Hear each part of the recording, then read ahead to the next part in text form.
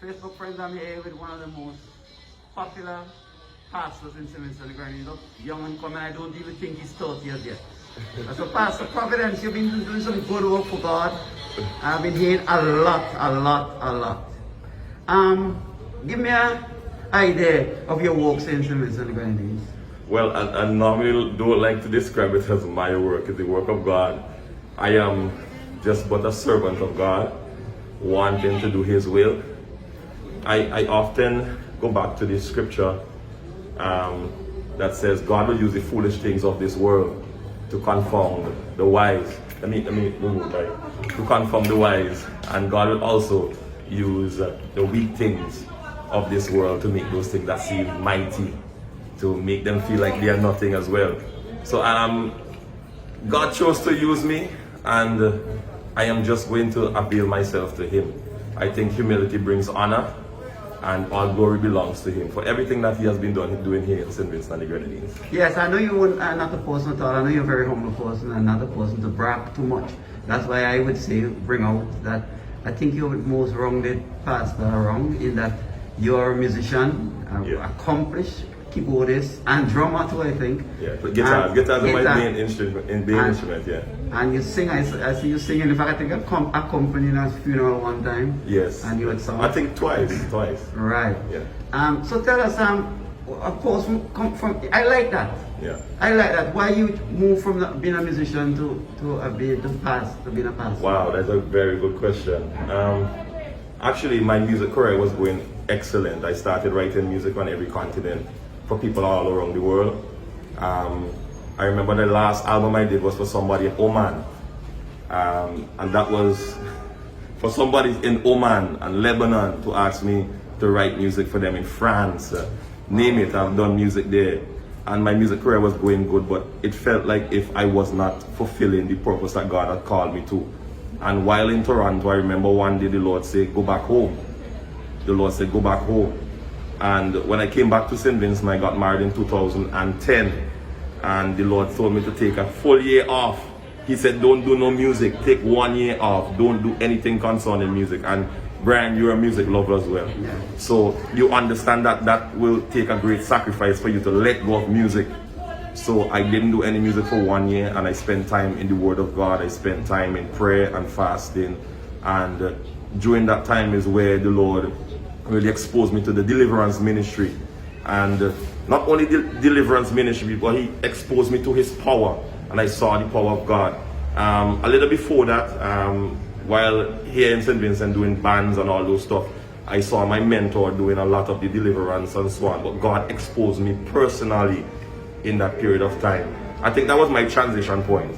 Yes. And people would say that you come in a very precarious time, in that here we have the Africans doing that. Yeah. And but I have seen some ripples and things that really happen around you. So that's why I've given you a time of day. Yeah. Because I think you are genuine. So things like that, like prediction, that's what they call it in the scripture. Yeah. Prediction, yeah. Have been very accurate so far. It's prophecy. I wouldn't say prediction, I say prophecy. Prophecy. Yeah. But you don't be nervous bringing out stuff like that? No, I'm never nervous, because the Bible says that the sheep of God is able to hear, or the people of God are able to hear His voice clearly. And when God speaks to me and through me, I trust what He says, and I just speak it, and everything always comes to pass with direct accuracy. Right. Okay. One more question. One question. Yeah. Is that do you do like the other churches? But I'm not seeing it or heard of it. Someone want to pass. Yes.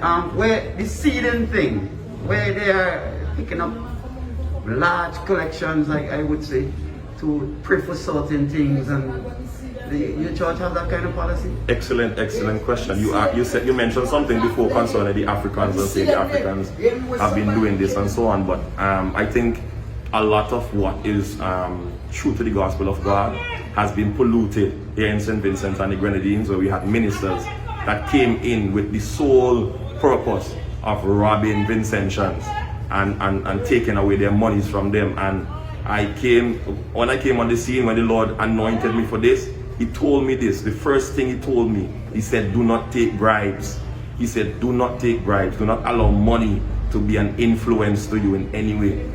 So we preach the truth of the gospel. A person is not blessed by what you give, you are blessed by who you are. Matthew chapter 5, Psalms chapter 1 tells you who a blessed person is. So persons are free to give seeds, persons are free to sow. That is their choice, right? We do not force or manipulate persons into doing so in any way. Somebody want to pass. Yeah. Sorry, Mom. Sorry. So manipulating people into giving is a sin. It's against God. Jesus he never had to manipulate anybody to give, nor did the apostles. The Bible says in the book of Acts that the people went willingly and sold their possessions. They sold their lands, they sold their houses, and they brought the money before the apostles' feet and everything. And guess what happened? It's not that when the monies were distributed that the apostles got rich. The Bible says that they had all things common and there was no lack amongst them.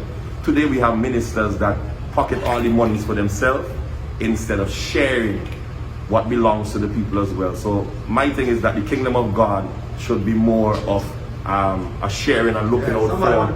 Sorry, sir. And looking out for the community of Christ. And finally, I hope I didn't cut you off there. No, it's okay. Yes, I know you're a kind of humble guy, and also you might not want to do what I'm going to say, but you are free not to.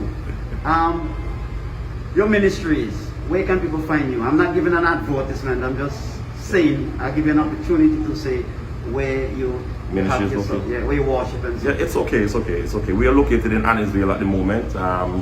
That's where the Dr. Rob clinic used to be, right in that same compound upstairs in Annisville. Across just around the corner from Randy's supermarket or opposite the Coca-Cola factory in Annisville. And when do you meet?